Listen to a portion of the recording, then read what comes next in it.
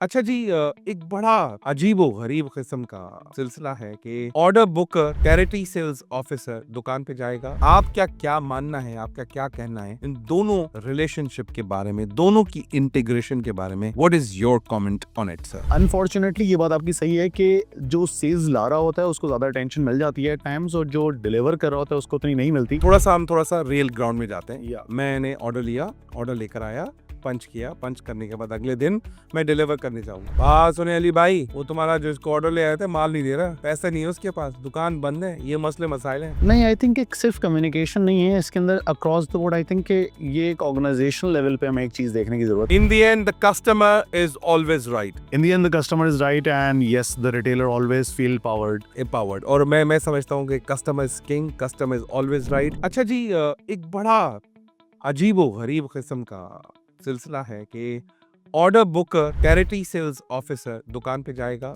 Order लेगा और 25-30 दुकानें या 60 दुकानों का ऑर्डर लेकर आया। लोग समझते हैं कि सेल्समैन ने अपनी जॉब पूरी कर दी। हकीकत में ऐसा नहीं है। असल रोल जो शुरू होता है फैजान साहब, वो है डिलीवरी मैन का, जो अगले दिन जाके माल को डिलीवर करे। तो उसमें डिलीवरी मैन को हमेशा थोड़ा सा कमतर, सेल्समैन को बड़ा समझा जाता है। आपका क्या मानना है, आपका क्या कहना है इन दोनों रिलेशनशिप के बारे में, दोनों की इंटीग्रेशन के बारे में? What is your comment on it sir? Sir I think दोनों ही इंपॉर्टेंट है in order to get and execute. ये इसी तरह का एक मॉडल है कि one is getting you the orders and other is executing it. Catch 22 कह दूं इसको मैं, अंडा पहले आया मुर्गी पहले आई।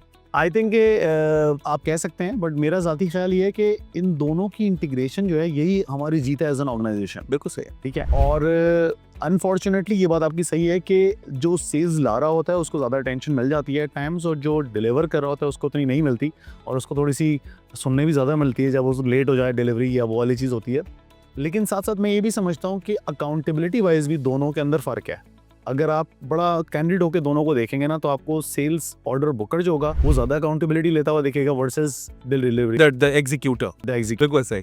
तो वहां पे मैं फिर ये समझता हूँ कि ठीक है, अगर ड्यू एप्रिसिएशन वो ले रहा है तो फिर ड्यू अकाउंटेबिलिटी वाला पैटर्न भी वो ज्यादा अच्छा अडॉप्ट कर रहा है वर्सेस सही द एग्जीक्यूटिव। थोड़ा सा रियल ग्राउंड में जाते हैं। मैंने ऑर्डर लिया, ऑर्डर लेकर आया, पंच किया, पंच करने के बाद अगले दिन मैं डिलीवर करने जाऊंगा। बात सुने अली भाई, वो तुम्हारा जो इसको ऑर्डर ले आया था माल नहीं दे रहा, पैसा नहीं है उसके पास, दुकान बंद है, ये मसले मसाइल हैं। ये जो पेन है, क्या ये एग्जीक्यूटर का पेन है, उस ऑर्डर बुकर का पेन है, या फिर ये क्यूमुलेटिवली डिपार्टमेंटल पेन है? क्या हमें मिल के एग्जीक्यूट करना चाहिए, ना सिर्फ डिलीवरी मैन को थोप देना चाहिए, नहीं भाई तेरे को ये एग्जीक्यूट कराना है?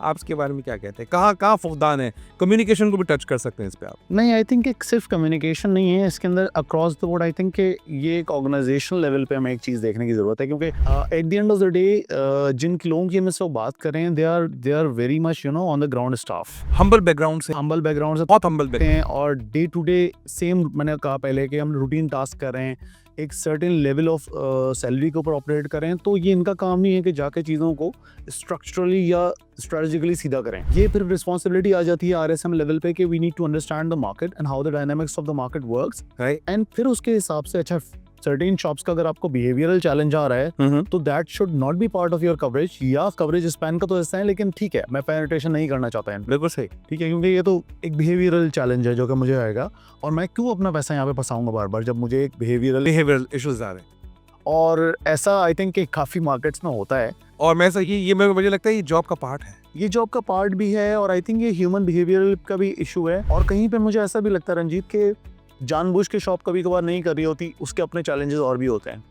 सो it goes both ways around, but yes we need to work it, और इसके ऊपर ऑर्गेनाइजेशन लेवल का। In the end the customer is always right. In the end the customer is right and yes the retailer always feel powered. और मैं समझता हूँ कि customer is king, customer is always right का जो concept है लेकर चलना पड़ेगा। हम कितने भी तुर्रम खान क्यों नहीं है, customer decides our future in the market. Yeah, true. Thank you very much. Welcome to the Ranjit Kumar Show podcast. Winners don't do different things, they do things differently.